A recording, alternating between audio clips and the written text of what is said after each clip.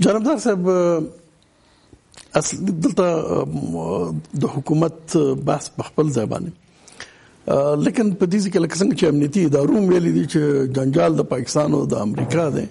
امریکا وایي چې د پاکستان په د تروریزم په وړاندې متحد شي او باید جدي اقدام وکړو. زمونږ حکومت د امریکا نه پوښتنه ولې نه کوي چې ولې څه نه کوي تروریزم په وړاندې؟ د تروریزم مراکز چیرته دي؟ دا اوس د امریکا حکومت او د پاکستان ترمنځ خبرې داسې روانې دي چې موږ پاکستان د لاسه نه ورکو، بیرته دا شتې خواته روان دي. نو دغه رقم خبره کیږي. امریکا د پاکستان په مقابل کې او پاکستان کې د تروریزم د مراکزو په مقابل ولې اقدام نه کوي؟ نو دا اساسي سوال هم دا ده چې موږ افغانان په هر ځای کې چې یو ولو که د فکر او د مفکورې تفاوت د نظر هم لرو هغه مطرح نه ده، لیکن کله چې د ګران افغانستان د لوړو ګټو خبره کیږي باید په واحد صف کې قرار ولرو او د امریکې په وړاندې هم دا سوال مطرح کړو. دا که رسنۍ دي، که خارجه وزارت ده، که جمهور رئیس د نیولې تر عادي فرد چې دا امکانات ولري دوی باید دې ټکي ته اهمیت ورکړي، ځکه چې امریکا خو له موږ سره تړون لري او په دغه نړۍ کې یو نړیوال حقوقي سیستم وجود لري. د هغې په رڼا کې دا مناسبات تنظیمیږي. دا خو ځنګل نه دی. کله چې پاکستان په دومره سپین سترګۍ سره ټولو هیوادونو ته تروریزم صادروي، په اروپایانو هم صرفه نه کوي، په خپل امریکایانو کله صرفه کړې ده او ټول تروریستان هم له همغه د پاکستان له تسلط لاندې مناطقو نه یا دستګیر سوي یا وژل سوي دي یا مطبوعاتو پیدا کړي دي. نو خبره معلومه ده چې د تروریزم مراکز چیرته دي.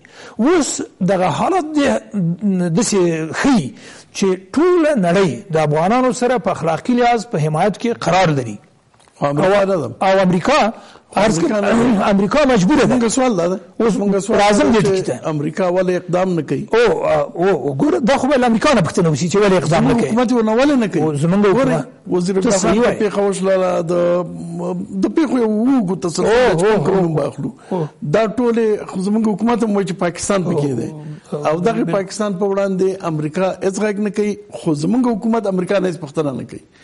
ولې؟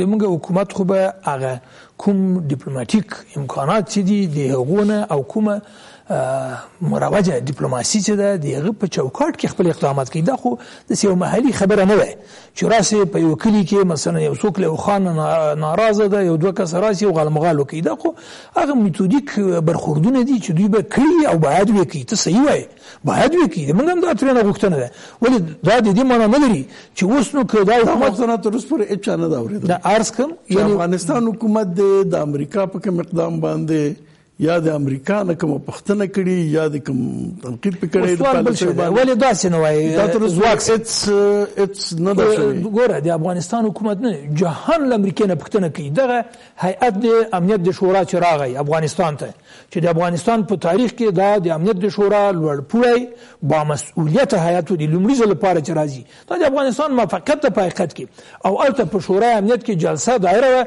د تا خارجه وزیر ورنغی. دا معنا چې د تنظیمي ګټې بهتره وګڼولې د افغانستان تر سترو ګټو پورې. ګوره خبره دغه د امیزي صاحب خبره رښتیا ده. دا د ملي وحدت حکومت ده او که د ملي مصلحت حکومت ده دا نو حکومت. ما خبر تکمیل نشوه. ما منظور دا ده چې تاسو سوال وکړئ چې د امریکې نه ولې پوښتنه نه کوي. که ته پوښتنه ترې ونه کوې نړۍ پوښتنه ترې کوي. هلته په شورای امنیت کې به اجلاس دایریږي او دغه د لومړي لاس معلومات چې دي انالیز کیږي، تحلیل کیږي، تجزیه کیږي، قضاوت پې باندې کیږي. اوس نړۍ مجبوره ده چې افغانانو سره هم عملی مرسته وکړي، هم فرهنګي مرسته وکړي، هم دغه تبلیغاتي جنګ چې ده د ما رسنیو ته عرض داده چې زمونږ محترمو رسنیو تاسو دوه خبرو ته توجه وکوي. یو دا چې له دغه تبلیغاتي ژورنالیزم نه تحقیقي ژورنالیزم ته عبور وکوي، کار پې شروع کوي. صحیح ده چې موږ رسنۍ ځوانې دي. او دویم دغه مرزونه وټاکئ چې په دغه تبلیغاتي جګړه کې چیرته ولاړ یاستئ. آیا د افغانستان د تخریب خواته ولاړ یاستئ که د افغانستان د ترمیم خواته؟ دا بیخي صحیح خبره ده، لیکن حکومت او افغانستان باید سره تفکیک شي. حکومت که غلط کارونه کوي او هغه په ضد باندې आवाज پورته کول د افغانستان په ضد نه دي بلکې د افغانستان نه په دفاع دي. حکومتونه کېدای شي صادق وي، حکومتونه کېدای شي خائن وي. نو که حکومتونه خیانت کوي، که حکومتونه بد کوي او رسنۍ غلي پاتې کیږي دا وطن سره خدمت نه دی بلکې دا وطن سره خیانت دی.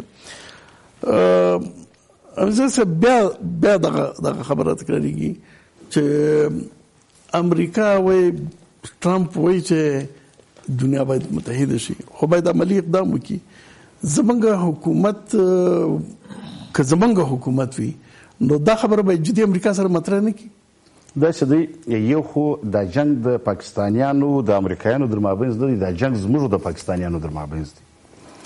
د اوس دلته د حکومت کې دا څو چارواکي دا خبره کوي چې دا د امریکایانو د پاکستانیانو جنگ دی.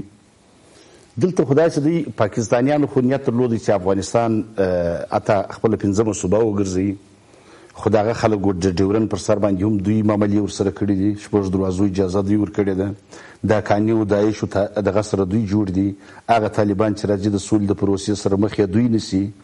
د پښتنو په نمایندګي باندې دغه خلک ناست چې حالانکه پښتانه نه دي، پښتانه یې په غم اخته کړي دي دا خلکو. د ازبکو تاجک وزاره خبره دوی کوي. د امریکایانو نه په دنیا کې چې هر مملکت دلته په دې حکومت اسلامي شرکت کې ایجنټ لري. بل لکه وروسته ویل چې دلته باید چې د خپلو ګټو د نظام د حکومت ساتلو دپاره باید تیر شي. در ګټو در هغه مال څه کې بل در خپل سر تیر یو، دغه خبرې کول دا در سر تېرېده دي. دغه ګوره یو نظام دی، زه خپل چې خپل زه لږ ځان درته معرفي کړم، زه نظامي د پولیسو یو افسر یم د وکالت تر مخه، در ډګروالۍ د رتبې پورې د عسکرۍ سره رسېدلی و. اتمر صاحب وزیر د داخله و، زه د مواد مخدرو سره د مبارزې مدیر وم په کندهار کې. هغه پر انجونو چې تیزاب وپاشل زما وظیفه نه وه، جنرال صاحب داود خدای دې وبخښي هغه خواهش وکړي ول اتمر صاحب هغه خلک ما ونیوه په کندهار کې. د کندهار د مواد مخدرو دستاورد او د 13 ولایتونه بلې خواته بل دستاورد دی وګوره څه کم ډېرو په دې وطن کې که څوک کار کوي هغه مجازات کېږي، مکافات هلته نشته. صحیح ده. ګورئ تاسو یو مهمه خبره ته اشاره وکړله، پاکستان سره د استخباراتي همکاریو قرارداد دی حکومت کو په یو ترتیب د ډیورن د کرښې منل دغه حکومت کړل د پاکستان سره. د ټول شي نه چې پاکستان په اصطلاح موږ نه غواړي کوم شوم اهداف لري هغه دغه حکومت په دې ټولو کې نرمښت خود بلکې ورسره وکړل. بیا نو پاکستان ولې جنگ کوي؟ یعنی دا که یوازې زمونږ او د پاکستان خبره بیا نو خو باید دا جنګ خلاص شي، ځکه د حکومت خو ورسره ومنل ارڅه. پاکستان داسې دی چې پاکستان یوازینی یو مملکت دی. اوس هر مملکت پوج لري، یوازینی پوج دی چې مملکت لري. ګوره دلته دغه ځینې فرق شته. د پاکستان ایجادول یا د پاکستان جوړېدل پر دغه بنیاد نه دی چې په دوی کې به تجارتي کاروبار به دوی به روابط ساتي. دوی د کرایې مزدوران دي. د ترورستانو په ایجادولو کې یوازینی اسلامي مملکت دی چې حالانکه قانون اسلامي نه دی، چې دوی په دنیا کې څه چې ترورستان دي هغه پاکستانیان دي، مګر ټول پاکستانیان ترورستان نه دي، مګر څه ترورستان دي هغه دي. نو د دوی د دې لپاره جوړ شوي دي. دا خو چې دوی د بېنظیر نواز شریف په دې وختو کې دوی غوښتل چې افغانستان در خپل تسلط لاندې راولي. نو دلته ګور یو حکومت خو یو غټ چوکاټ دی، یو نظام دی در هغه غټ چوکاټ دی. د نظام مخالفت څوک نه کوي، د حکومت کوي. دلته چې د پاکستانیانو د خبره راپورته کیږي یا د خپل د زموږ د څو افراد او اشخاص خبره ده، د زموږ د دفاعي او امنیتي او استخباراتي قوې ملاتړ ټول افغانان کوي، مګر د 5 غلو ملاتړ خو نه کوي. اوس خو ډاکټر صاحب غني خو دغه 5 کسانو دغه مشوره کوي، خو د ډاکټر صاحب غني ته د اوس پورې زموږ مشوره دا و چې د دې کړۍ څخه د دې خلکو ځان خلاص کړي چې خلک فاصله در سره نشي. اول د سره د افغانستان د خلکو فاصله ونیوله. اوس د کله ډاکټر غني د 5 کسانو نه بیل جدای باید حساب کو کنه او څنګه ځان مش خلاصول؟ دا څه دی؟ بلیک میل دی ورسره، بلیک میل دی بلیک میل دی ورسره. ولې څه پټه قصې لري سره؟ دی داسې نه دی چې دی کم ایز بو کومه ډلې درلوده دلته پر رالی، خو دا ولې ورځې موږ په خبرو دغه ترخه غړپونه د په اول سر کې چې وکړل دغه څو کسان دغه په دغه شان خبر دي. دلته چې دا والي په 3 لکه په 4 لکه مقرریږي دلته دا بس بندرونه دي د کښې څه اوس معاملې غټې سوي دي اوس په ډېرو پیسو باندې غاړه نه باسي ته داسې وګوره یو مملکت چې 3 ګونې قوې یو په بل خبره نه وي بیا خپله اجرایي قوه زموږ دفاعي و امنیتي او استخباراتي قوې یو امانګي نه سره لري دلته دوی په دې نه دي خبر چې موږ د څو مملکتو سره قرارداد لرو دوی په دې نه دي خبر چې کومه تروریستي ډلې سره څوک په تماس کې دی اوس یو وزیر داخله پر اکاني ورته ماني بل یې وایي یا طالبان واخیستئ زه د یو طالب دا چې د خپلې خولې غټ طالب هم دی نوم یې نه اخلم نو د کرزي صاحب په حکومت کې دغه خلک چې د لرې سول هم پر دغه باندې ځینې خلک چې لرې سول یعنې ده ویل زما په ګرد ژوند کې ښه خاطره او بده خاطره دا وه چې یو پیښه به وشوله پر دغه یو چارواکي و ژنګ به یې راته ووایي چې دا پړه پر غاړه واخلي چارواکي به ورته زنګ چې دا پړه پر غاړه واخلي دغه د طالبان اوس د نن 14 غټ طالبان زموږ سره رالو پر کورو باندې ناست زموږ سره په کندهار کې ناست د سولې د شورا ته نه دی راغلی نه حکمتیار د سولې شورا راوستلی دی خپله دی وایي نه د سولې شورا موږ دلته لرو دلته دغه دي هغه کیسه ده 15 کسان دي ټول مملکت ګروګانې ولري که څوک سر پیدا کړي هغه غاصب دی او تروریست دی دا دوی چې کله چې غږ وکړي د قدرت جزیرې نو د دوی کوم ځای ته اشاره ده یو مزار ته اشاره ده یو نو کندهار ته اشاره ده د قدرت دا د قدرت جزیرې نه دي که دوی دا فکر کوي دا څو چې راغلي د انګلیسي او د بعضې شیان زده کړي دي دغه بل د ځوانان په دې تشویق کوي فیسبوکو په دې شان یې تشویق کوي وطن داعش نیولی دی وطن ترورستان ته په لاس ورکوي وطن د پاکستانیانو سره د ایرانیانو سره د هغه خلک معامله کوي د قدرت جزیرې دي دا د قدرت جزیرې نه دي دا د دغه خاینانو دپاره د جنګ سنګر او خزې دي دا د دې څه واوري هغه خلک چې د پاکستانیانو راغلي چې د پاکستانیانو وایي دلته پاکستان ډېر ضرر لیدلی دي بل چې کښېني ولادت دغه تاسو وګورئ یو څوک د نظام د حکومت د امنیتي سرتیرو د سول دپاره غږ پورته کوي لکه موږ چې په کندهار کې راټول سوي دا کسان تخریبوه موقت حکومت غواړي او لویه جرګه غواړي او دا غواړي هغه غواړي اولنۍ موږ په کندهار کې اساسي مشکل دلته د داعش او د طالب او د تروریستانو دی داسې دی طالب به ځي هغه به داعش کېږي کنیم وژل کېږي به هر هغه طالب دغه خلک چې ورته ناست دي وژل کېږي به یا به داعش کېږي یا به بندي کېږي دوی دې ووایي کوم طالب یې په کار دی د ملا عمر زوی یې په کار دی یعقوب ورور یې ملا عبدالله په کار دی وزیر داخله ملا رزاق څوک دوی دې ووایي دا خلک سولې ته نه سوله شته نه سولې ته دا خلک ناست دي د سولې پیسې د کومو پر غلجي ودراني ازبکو تاجک پر پښو پر دغه باندې زه وایم چې موږ خو افغانانو ته یې اوس دا نه ویلي چې دا ځینې خلک وایي تا په تذکرو کې موږ اوس ما په تذکره کې وایي افغان مه لیکه ځینې خلک دا دې خلکو ورته ودرول مجبور یې کړه دغه خلکو ګوره د افغانستان اساسي قانون چې څوک سرغړونه کوي نو هغه او داعش او طالب خو په اساسي قانون کې ده مګر دا خلک دې ته مجبوره کړل خلک یې دې ته مجبوره کړل اوس دغه د اتا مسله یا د دوستم مسله یا د نور دا اوس د رازق مسله نو خو هغه په دې ښه پوهېږي چې پر تا ستا دغه سړی دی د اکاني ملګری دی د ترورستانو ملګری دی متکای دغه ته په لاس ورکړه لکه یعنې د اتا دوستم رازق دا ټول لنجې تاسو د خطر جوړ شوي دي د کمزور کول غواړي چې دلته داعش او د خلک ځای ونیسي داسې دی ګوره موږ 2 انتقاله درلودل بلکې یو 3 انتقاله یو چې انتقالي حکومت رالی او سیاسي واک مې انتقال کی یو مې د خارجیانو سمې نظامي واک را انتقال کی یو مې زموږ په ځینې نقطو کې د نظامیانو سمې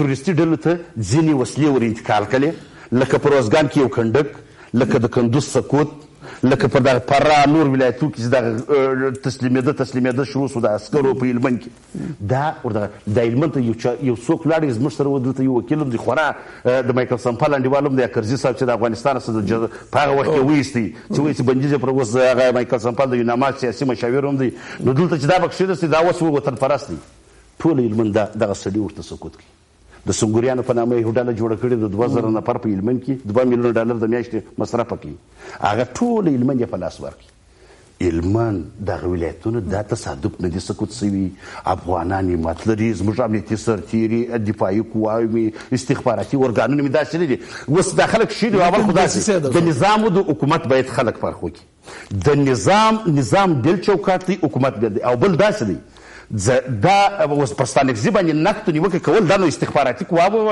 اوس استخباراتي اداره ټوله د موږ یادو یا خو د استخباراتي ادارې په راس کې څوک پر وتپل سو خلک خو دلته اوس مجبور دي اوس لاندې خلک بس نو ټول کار پرېږدي بالا کښېني مملکت نور ته ورپرېږدي هر د ستانکزي ښه وطن پرسته عسکر سته په دا وزارت داخله کې ښه جنرالان لرو او که زه دا ګوردا ملګري ناست دغه حکومت ته زه وایم ډاکټر صاحب اشرف غني ته پاکې پر وطن پر افغانستان درد کوي دغه سړی مقرر کړ جنرال مقرر نو خو زه در خبر یم چې تا ته پلانکي در لاس نیولی و در یې وستی هغه پیسې ځینې اخیستې وې تا په پلانکي ولایت کې اوس هېڅ وضع وم دغه خبرو سره باید تماس ونه نسم کوشش مې دا کوئ چې زه کوشش د دې کوم چې ډېر دا نقد و نیوکې ونه کړم په خاطر هغه چې دلته ټلویزیون ته سړی راسي خدای عزیز ناظر کي او د ملت ته چې وګوري نو څنګه خبره پټه کړي او څنګه حقایق ونه وایي مننه دغه اخري خبرې زه دلته داسې راخلاصوم تاسو وګورئ یو شی زه درته وایم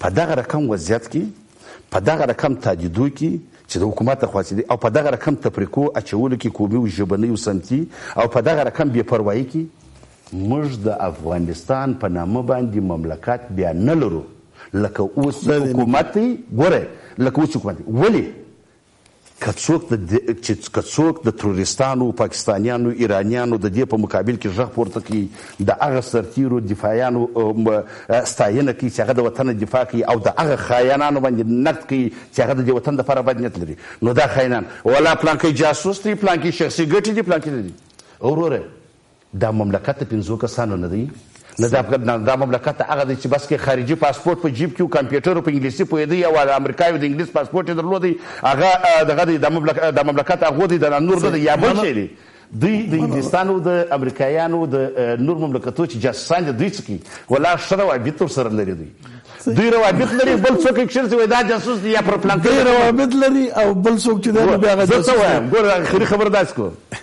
و د ډاکټر صاحب غني ته وایم او د 5 کسانو ته وایم د افغانستان هغه بچیان چې د دې وطن دفاع کوي هغه په یو په بل نامه باندې مه بدنامه کوي هغه په نظامي ارګانو کې که په ملکي کې که دغه سي په نورو شتو کې لکه دا اوس چې دوی مسله یاد راځي کې نو خلک خو په پوهېږي په دې باندې چې داستي په دغه باندې چې لکه دشمن سره دغه څه خو ستاسو سره مبارزه کوم وروره هغه نظامیان هغه جنرالان باید چې موږ تقویه کړو هغه سربازان باید چې موږ تشویق کړو چې د وطن دفاع کوي باید لرې نه کړو باید چې ونه ځپو باید چې شخصیت کشي ونه کړو که دغه وکړي که د وطن پرستۍ خبره راسي هر څوک در دوی وطن پرسته دي او که د قربانۍ خبره راسي نو بله قرباني نو دوی چې شته وایي چې هم د دوی امتیار راپسې هم د پاکستانیانو هم د تروریستانو امتیار راپسې نو څه فرق کوي خو دوی امتیاري کوي هغه هم امتیاري کوي نو څه فرق کوي شفیقي صاحب موږ دغه مسلسلو پرله پسې چې کوم بدبختانه پیښې وشولې وو کنټینټل نه نیولې قندهار جلال آباد او اوس بیا دغه پیښه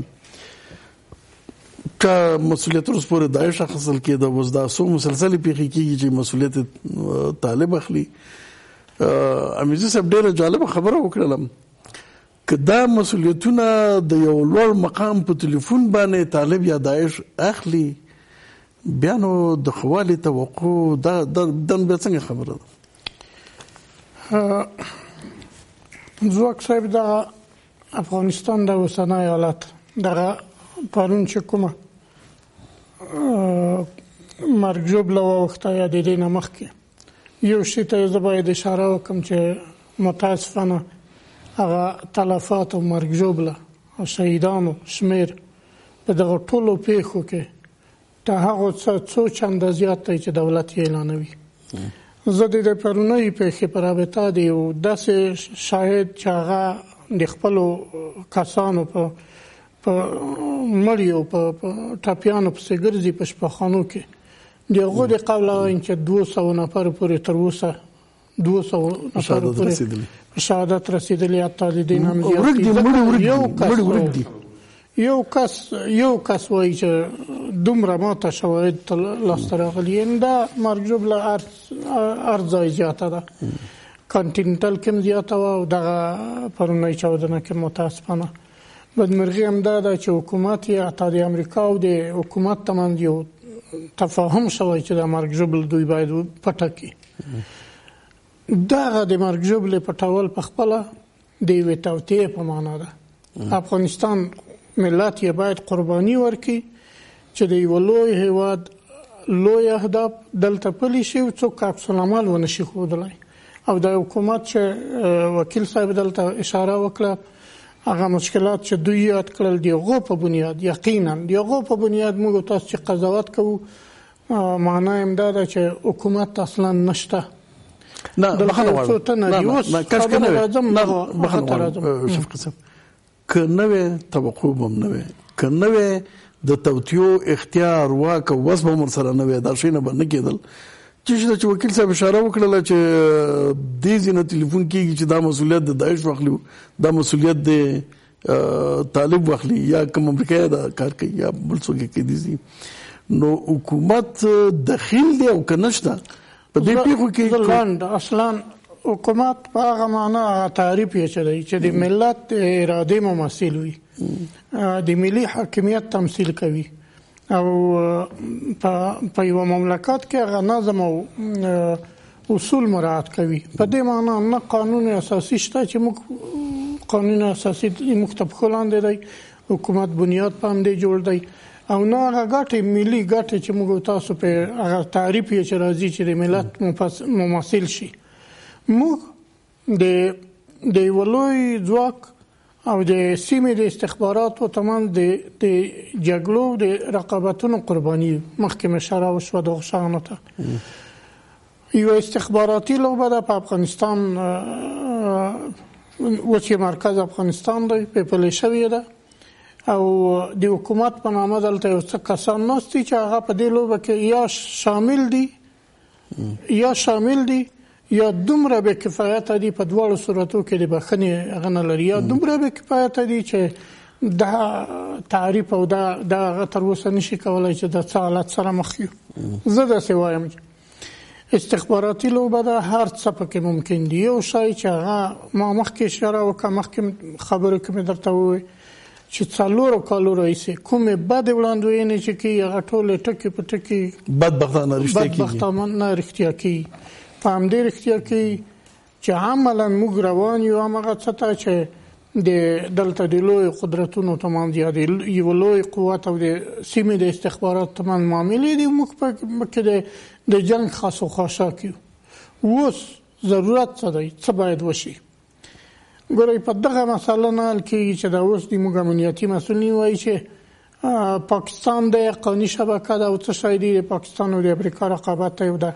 دا د اذهانو غلول دي د اذهانو تیریستل دي د خلقو داسې بې ځایه خبرې دي. راځئ د سره دغه مسله داسې تعریف کو موږ به ته څه وخته دغسې قرباني ورکوو دا باید تعریف شي موږ به ته څه وخته دغه قرباني ورکوو د کوم وخت نه دغه مشکل شروع شوی دی.